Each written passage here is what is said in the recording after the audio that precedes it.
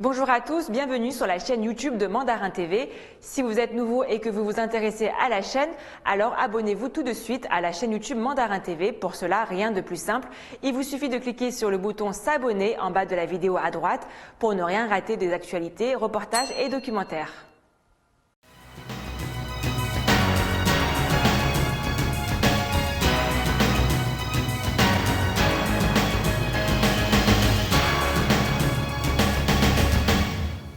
Bonjour à toutes et à tous et bienvenue dans Chine France le journal, votre émission quotidienne d'information en français sur Mandarin TV.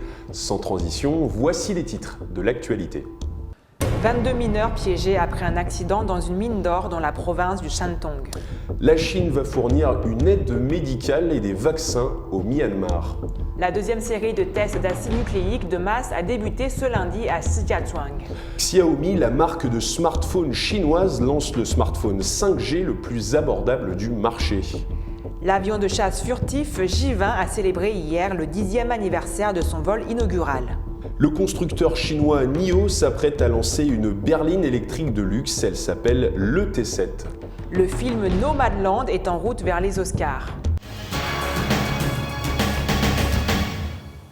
Nous l'avons appris hier soir, 22 mineurs sont actuellement pris au piège à Xixia, dans la province du Shandong, au nord-est de la Chine. Les sauveteurs sont pour le moment sans nouvelles des mineurs. Depuis maintenant 48 heures, 22 mineurs sont actuellement coincés dans une mine d'or en construction située à Qixia dans le Shandong, au nord-est de la Chine. Selon les autorités, l'explosion se serait produite dimanche aux alentours de 14 heures. Le communiqué, publié sur les réseaux sociaux, indique que la déflagration a gravement endommagé l'échelle donnant accès au fond de la mine ainsi que les câbles de communication. 300 secouristes sont actuellement à l'œuvre pour dégager les débris qui obstruent leur chemin pour atteindre le lieu où se trouvent les travailleurs, dont on ignore toujours l'état de santé. La mine, actuellement en construction, appartient à l'entreprise locale Shandong Wukangling Investment. Selon le Conseil national de l'or, la Chine est le premier producteur d'or mondial avec 11% du total extrait à la surface du globe en 2019. En 2016, le pays comptait déjà plus de 3000 mines d'or selon une étude des services géologiques nationaux. En Chine, les accidents de mines sont donc courants. Le dernier en date a eu lieu au mois de décembre dernier où 23 mineurs avaient perdu la vie à Chongqing dans le sud-ouest du pays. Nous vous le disions hier, le conseiller d'État chinois et ministre des Affaires étrangères Wang Yi a entamé lundi des déplacements en Asie du Sud-Est. Première étape au Myanmar, pays que la Chine a promis d'aider médicalement en fournissant notamment des vaccins contre le Covid-19. Wang Yi, le membre du Conseil des Affaires d'État et ministre des Affaires étrangères chinois, a embarqué lundi pour son deuxième voyage à l'étranger après une visite intense de 5 pays africains en 6 jours la semaine dernière. Le voyage a commencé au Myanmar en Asie du Sud-Est, pays frontalier de la Chine. Il s'agit de la première étape de sa tournée dans 4 nations d'Asie du Sud-Est. Après s'être entretenu avec la conseillère d'État du Myanmar, Aung San Suu Kyi, Wang Yi a indiqué que la Chine fournira une aide médicale et des vaccins au Myanmar pour soutenir son combat contre la Covid-19. Il a appelé à encourager la construction du couloir économique Chine-Myanmar, un projet pilote dans le cadre de l'initiative Ceinture et Route, mais également le port en eau profonde de Kiokpiu et le projet de nouvelle ville de Yangon, ce qui bénéficiera au peuple du Myanmar. La conseillère d'État a en outre ajouté que son pays jouerait un rôle dans la promotion des relations entre la Chine et l'Association des nations de l'Asie du Sud-Est. À ce titre, elle espère que le Myanmar augmentera ses exportations vers la Chine, améliorera la coopération de ses services de main-d'œuvre et maintiendra la stabilité à la frontière. Alors que la province du Hebei située au sud de Pékin est particulièrement touchée par la pandémie de Covid-19, le gouvernement chinois a décidé de confiner hier la ville de Shijiazhuang. Et pour endiguer la propagation du virus, une deuxième série de tests d'acide nucléique de masse a débuté. Dans le chef-lieu de la province du Hebei à Shijiazhuang, au sud de Pékin, une deuxième série de tests d'acide nucléique de masse a débuté hier. En effet, dans la ville, un grand nombre de cas Covid-19 ont été recensés dans la ville, environ 350 personnes depuis dimanche soir selon les autorités. Placée sous confinement pendant 7 jours pour freiner la propagation de l'épidémie, la ville a décidé de tester massivement la population sous l'impulsion de Ma Yu-jun, maire par intérim de Shijiazhuang. Les résidents vivant dans des zones à risque moyen et élevé font partie des groupes prioritaires à tester. À l'heure actuelle, les tests se concentrent uniquement sur les zones à risque identifiées et sur des groupes particuliers de résidents, mais seront bientôt étendus à toute la ville. Plus de 10 millions de personnes ont déjà été testées. Un gigantesque laboratoire a d'ailleurs été construit en 10 heures dans la ville. L'objectif est donc clair, tester un maximum de personnes pour isoler les cas de Covid-19, tout en continuant activement la campagne de vaccination, alors que la Chine a déjà administré plus de 9 millions de doses de vaccins contre le Covid-19 à travers le pays. Il fêtait hier le 10e anniversaire de son vol inaugural. Le furtif J-20 est un des meilleurs avions de chasse furtifs. Retour sur un bijou de l'industrie aéronautique chinoise. C'était le 11 janvier 2011, le premier vol du Chengdu J-20. 20 mètres de longueur et 13 mètres d'envergure et un prix de 110 millions d'euros. Voilà quelques caractéristiques de cet avion de chasse furtif chinois. Hier marquait l'anniversaire du vol inaugural du chasseur furtif qui a vu l'avion atterrir avec succès sur une base d'essai dans le sud-ouest de la Chine après un vol de 18 minutes.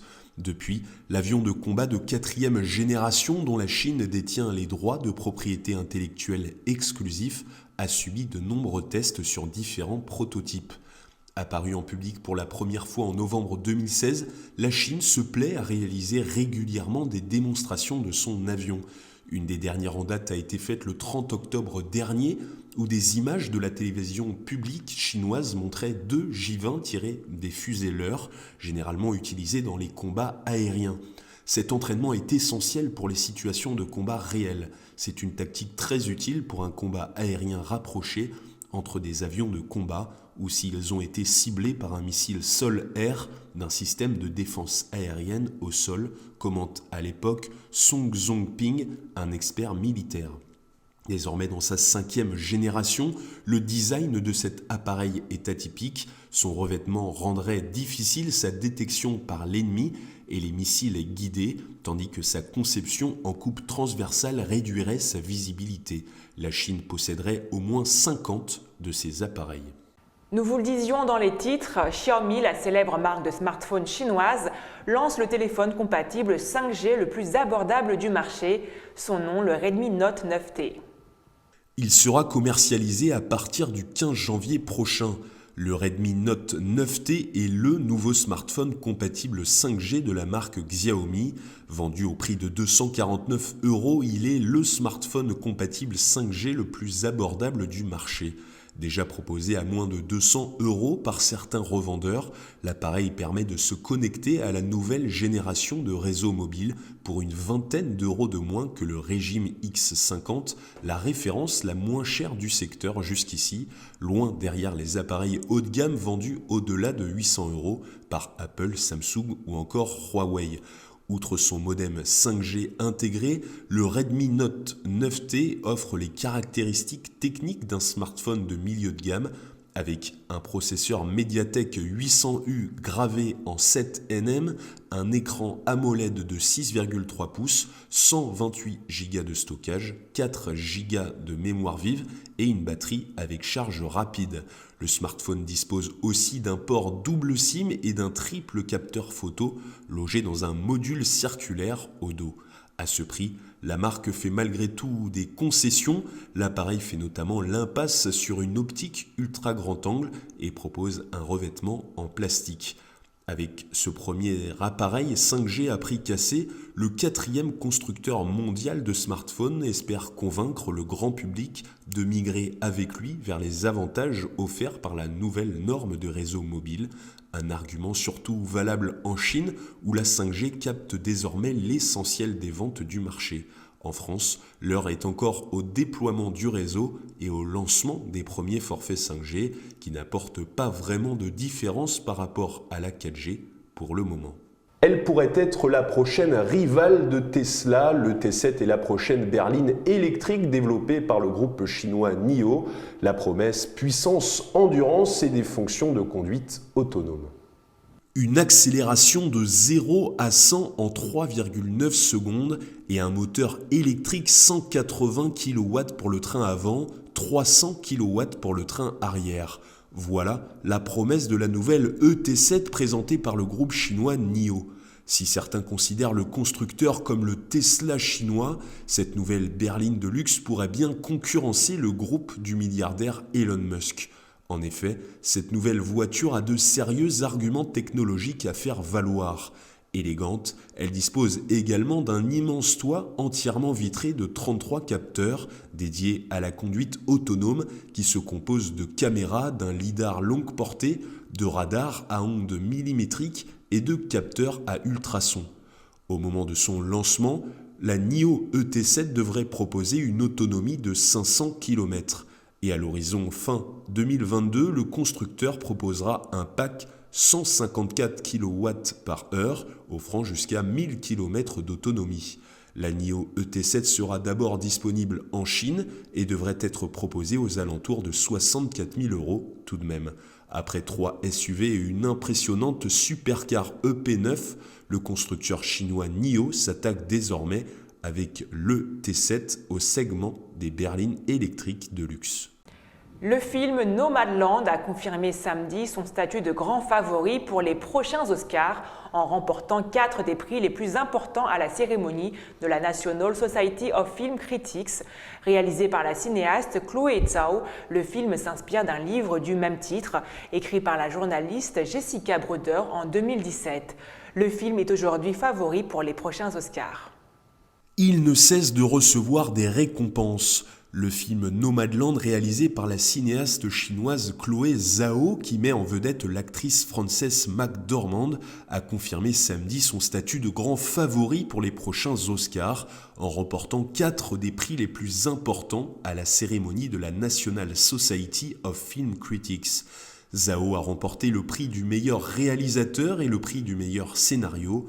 Cette remise de prix organisée par un regroupement de critiques américains est considérée comme un des meilleurs indicateurs pour prédire les gagnants des prochains Oscars.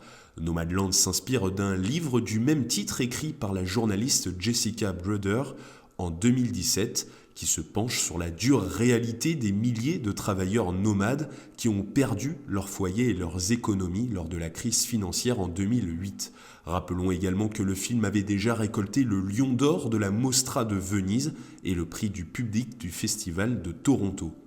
C'est la fin de notre journal. Merci à tous de nous avoir suivis. Et retrouvez toutes nos vidéos sur mandarintv.fr ou en vous abonnant à la chaîne YouTube Mandarin TV. Très bonne journée à toutes et à tous sur Mandarin TV.